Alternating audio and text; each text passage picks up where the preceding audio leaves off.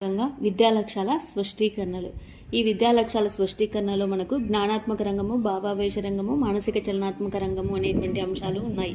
ఇక్కడ మనకు జ్ఞానాత్మక రంగంలో లక్ష్యాలు జ్ఞానము, అవగాహన, ఇక్కడ అన్వయము అనేటువంటి అంశాలు ఉన్నాయి. ఇక్కడ జ్ఞానంలో జ్ఞప్తికి తెచ్చుకోవడము, గుర్తించడము, అవగాహనలో అనువాదించడము, వ్యాఖ్యానించడము, బహిర్శీర్చడము, ఉదాహరణలు ఇవ్వడము, వివరించడము, సరిపోల్చడము, భేదాలు చెప్పడము, వర్గీకరించడము, దోషాలు కనిపెట్టడము, సంబంధాలు కనుగొనడము, వివేచన చేయడము, ఎంపిక చేయడము అనేటువంటి అంశాలు ఉన్నాయి.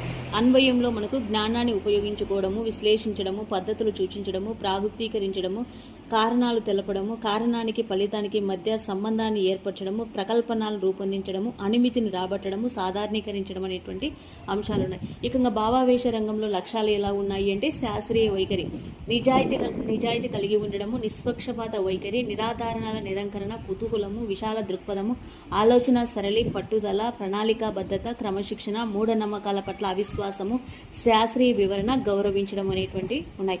శాస్త్రీయ అభిరుచులు హాజరుపరచడము, పాల్గొనడము, నిర్మించడము, నిర్వహించడము, సేకరించడము, సంరక్షించడము, సందర్శించడము, కలుసుకోవడము, క్రమశిక్షణ, వీక్షించడము, అధ్యయనం చేయడము, గౌరవించడము. అభినందనలు జీవశాస్త్ర ప్రాముఖ్యత, ఆవిష్కరణల గొప్పతనము, ప్రకృతి సమతుల్యత, మానవ మేధస్సు, ఉపాధ్యాయుని బోధన, స్పందించే హృదయం అనేటువంటి లక్ష్యాలు ఉన్నాయి. మనకి ఇక్కడ మానసిక చలనాత్మక రంగంలో తీసుకున్నప్పుడు ఈ లక్ష్యాలు అనేటువంటి నైపుణ్యంలో చిత్రలేఖన నైపుణ్యము, హస్తలాగ నైపుణ్యము, పరిశీలన నైపుణ్యము, అభివంచన నైపుణ్యము, నివేదిత నైపుణ్యం అనేటువంటి లక్ష్యాలు ఉన్నాయి. అంటే మనకి ఈ విద్యా లక్ష్యాల స్పష్టీకరణలో ఈ లక్ష్యాలు అనేటువంటి మనం